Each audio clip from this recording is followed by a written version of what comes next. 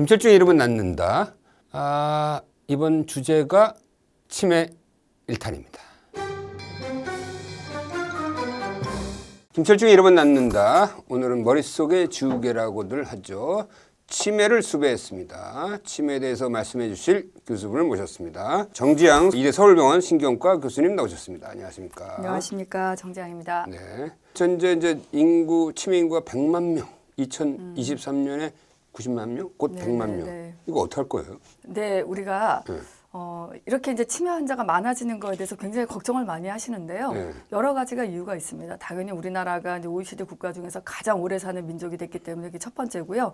그리고 두 번째는 우리나라 의학이 너무 발전해서 이런 치매와 연관된 조기 검진 시스템, 치매 안심센터도 있고 이런 검사, 경도인지 장애를 진단하는 데 있어서 나라에서 다 지원을 해주기 때문에 그런 것도 있고요. 마지막으로는 이제 언론에서 굉장히 많은 관심을 가지고 치매의 위험도를 알려주시고 조기 검진의 중요성을 말씀해 주셔서 환자들이 좀 늘어나는 것 같습니다. 뭐 조기 진단 한다는 건 나쁜 건 아니겠네요. 그럼요. 어떻게 보면 네. 뭐 나름 긍정적인 신호일 수도 있겠네요. 맞습니다. 왜냐하면 이 이제 우리가 치매를 예방하기 위해서 약물 처방을 하려고 그러면 일정 부분 병원에서 코드를 부여를 받아야 되거든요. 그렇죠. 그런 개념으로 약을 다른 나라와 다르게 조기에 사용할 수 있기 때문에 그런 좋은 장점이 있는 거죠. 그러네요. 예.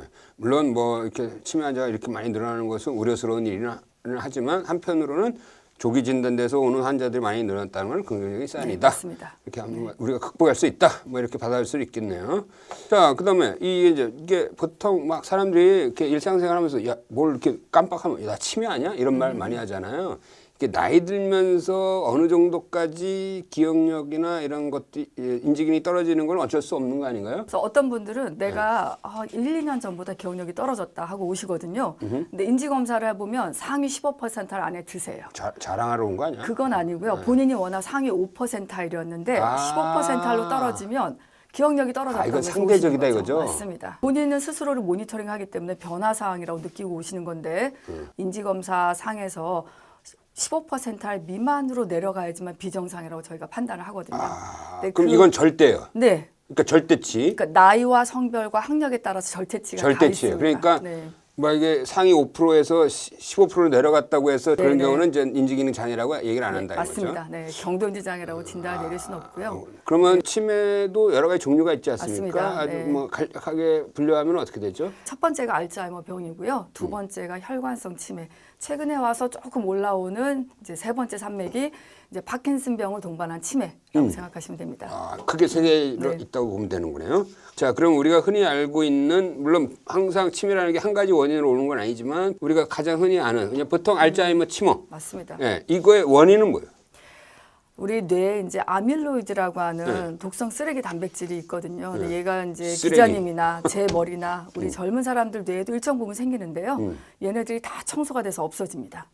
원래는 워낙은 없어져야 네, 되는데 얘네들이 뭔가 많이 생성이 되거나 우리가 청소하는 메커니즘에서 청소 용량보다 훨씬 더 많이 그렇죠, 생겨요. 많아지거나 아니면 청소하는 파이프가 막히게 막히거나. 되면 뇌 안에 쌓이게 되는 거죠.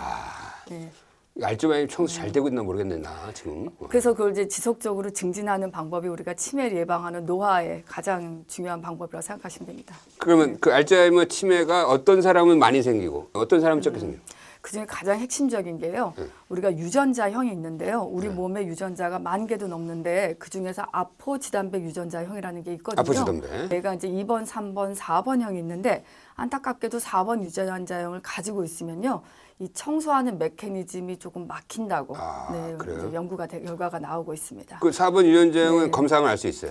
네, 쉽게 할 수 있습니다. 그러면 우리나라 인구의 약 몇 프로? 20%가 애석하게도 20%나 된다고요? 맞습니다. 굉장히 놀라운 거죠. 그렇기 때문에 우리가 고위험 유전자라고 말씀을 드리는 거거든요. 그럼 해봐야겠네. 근데 사실 저희 남편도 갖고 있습니다. 아 그래요? 네, 그리고 이제 치매를 하는 의사들 중에도 일부 저희가 얘기는 안 하지만 갖고 있는 걸로 알려져 있거든요. 치매 치료하는 의사도. 네, 그래서 내가 만약에 아포지단백 유전자 검사를 하고 싶다 네. 해도 괜찮습니다. 근데 젊은 나이에 하기를 권하진 않는데요.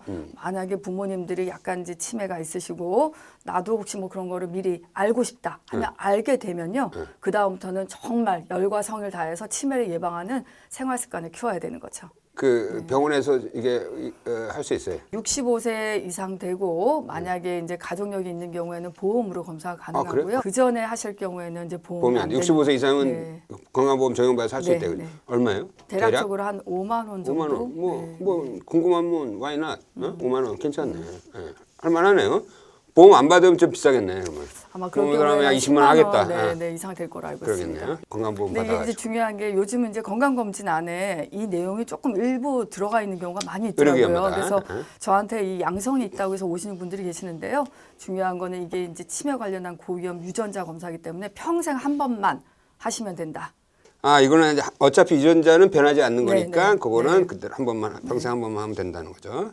자 그러면 진료실에서 이 사람이 치매더라. 어떤 경우가 그런 경우가 있나요? 제가 네. 외래 오시면요 꼭 여쭤보는 게 있습니다. 네. 첫 번째는 제가 물건 이름을 3개 불러드리고 나중에 제가 진료 마지막 단계쯤에 여쭤볼 텐데 기억을 하시라고 말씀드리거든요. 한번 해볼까요? 네. 그래서 보통은 이제 제가 버스, 네, 지우개, 지우개, 사과. 사과. 네, 네. 기억을 하고 계시면 되고요.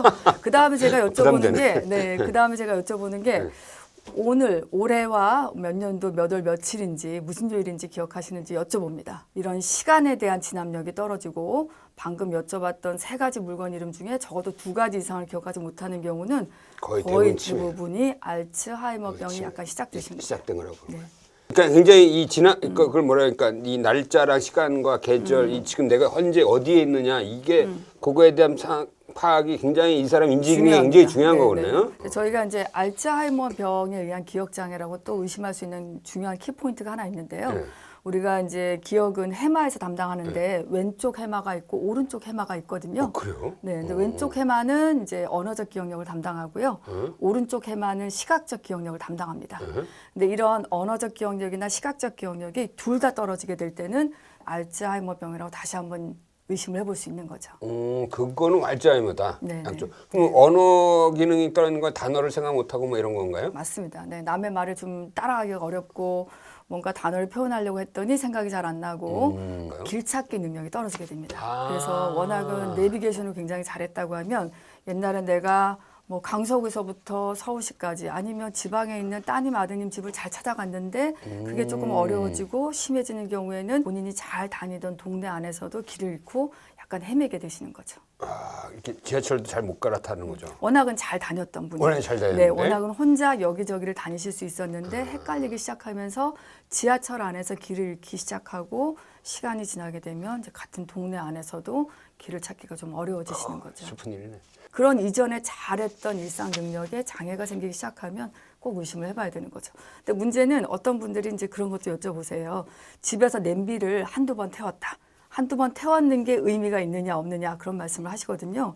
그러면 그 다음 단계 뭘 해야 될까요? 내가 뭔가 타이머를 설치한다든지 아니면 이거를 조금 모니터링하기 위해서 내가 혼자뿐만이 아니라 가족들의 도움을 받는다든지 그런 위험한 것들을 피할 수 있도록 판단하고 노력하셔야 되는데 이거를 노력하지 않을 때도 의심을 해봐야 되는 거죠. 그럼 하나 궁금한 게 네. 본인들이 알아서 와요? 아니면 주변의 사람들이 네. 우리 엄마 이상한 것 같다, 우리 아빠 이상한 것 같다 하면서 데리고 와요? 그러니까 처음에는 아까도 말씀드렸듯이 내가 조금 떨어지면 놀라서 막 오시거든요. 그렇지. 근데 거기에 좀 익숙해지고 적응하지 버리시면 내가 기억력이 떨어졌다는 걸 모르고 내 스스로 모니터링을 못하는 사람들은 나중에 가족분들이 모시고 와도 내가 무슨 기억력에 장애가 있느냐, 난 아무런 문제 없다, 일상생활에 아무런 문제가 없다 그렇게 말씀을 하시거든요. 짧은 개구리 증후군이라는 게 있지 않습니까? 그게 뭐예요?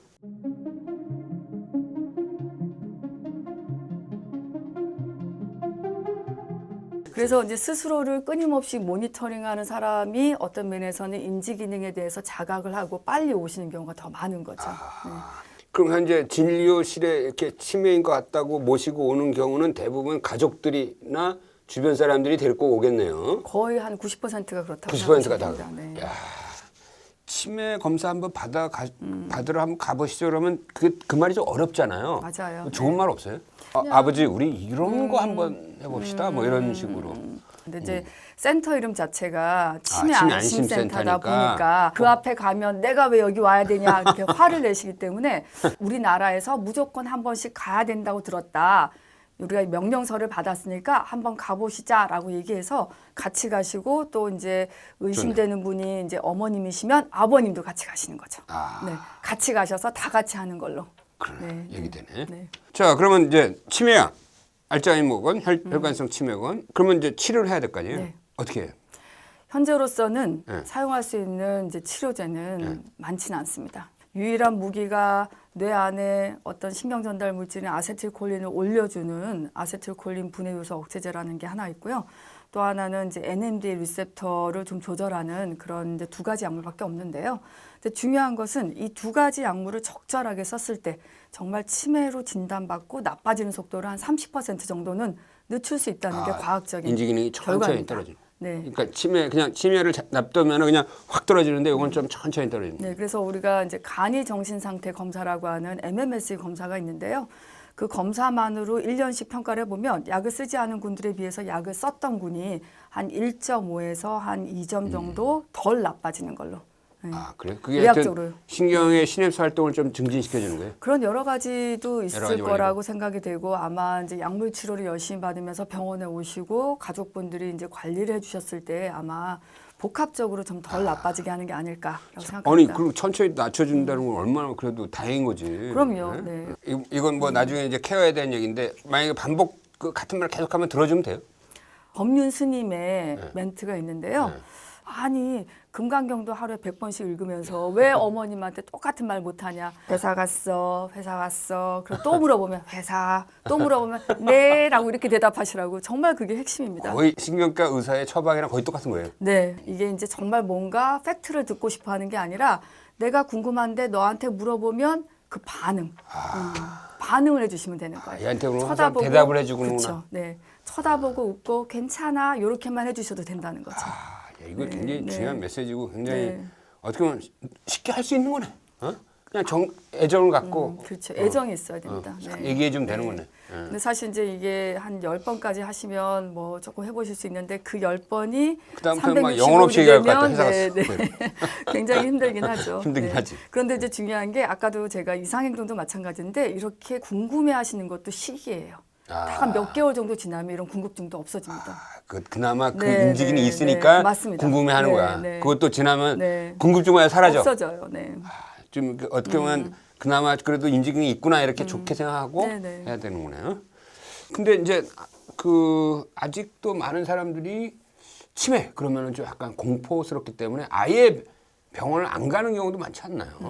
이거를 좀 우리가 생각을 좀 바꿔야 되는 거 아니에요? 이제. 맞습니다. 그래서 제가 외래에 오시는 어르신들께 몇 살까지 사실 것 같으세요? 라고 여쭤보면 아 이제는 죽어야지 그렇게 말씀하시거든요. 근데 문제는 의학이 발달했기 때문에 암에 걸리거나 코로나처럼 뭐 뉴모니아, 폐렴이 생기지 않는 이상은 또 무슨 사건 사고가 일어나지 않는 이상은 무조건 100살까지 사실 건데 내가 치매에 걸려서 100살을 살 거냐 아니면 지금 약간의 인지장애는 있지만 치매가 아닌 상태로 손주들 이름도 기억하고 벽에 똥칠 안 하고 치매를 예방하고 살 것이냐 말씀을 드리거든요. 치매를 뭔가 어떤 정말 너무 두려운 질병이라고 생각하지 마시고 치매에 걸렸어도 우리가 일정 부분 조절할 수 있고 그리고 지금 현재로서 내가 치매가 아닐 경우에는 무조건 어떤 방법을 쓰든 간에 지금 상태를 유지하고 최선을 다해서 노력하겠다. 그렇게 신념을 가지고 내가 삶의 목적 자체가 치매를 예방하는 게 이제는 제일 중요하다. 그렇게 생각하시는 게 도움이 되지 않을까 말씀을 드립니다. 치매는 어떻게 보면 고령사의 숙명이다. 하지만 그게 두려움의 대상이 아니라 자기가 치매에 걸리지 않았을 때는 치매 예방 활동을 적절히 하다가 치매에 걸렸을 때는 또 조기 진단, 조기 치료. 나면 천천히 순하게 맞습니다. 치매를 앓고 네, 자기 네. 삶을 살아갈 수 있다. 네. 이런 메시지군요. 중천증 이름은 넣는다. 머릿속에 지우개. 치매에 대해서 얘기를 나눠봤습니다. 감사합니다. 네, 마지막으로 아까 혹시 제가 기억하라고 말씀드렸던 기억나시나요, 기자님? 예. 그 버스 지우개 사과. 그죠? 맞습니다. 맞죠? 와, 네. 네. 자, 이렇게 인지 기능을 잘 살려가면서 살아야겠다는 생각이 들었습니다. 감사합니다. 감사합니다. 네. 네. 나이 들어도 기억력 지키는 뇌 해충법에 대해서 나이가 한 65세, 70세 넘어가시면 지금부터 치매를 예방하고 나이가 들어서도 행복하게 살려면 네, 그렇게 하루에 생각하시면 될 것 같아요. 먹는 것도 좀 관련이 있지 않나요? 네, 들기름 같은 거를 하루에 한 티스푼 정도 드시는 그걸 핵심이라고 생각하시면 됩니다. 오늘 꼭 하나 말씀드리고 싶은 것 중에 하나가 해도 되나요? 네. 네.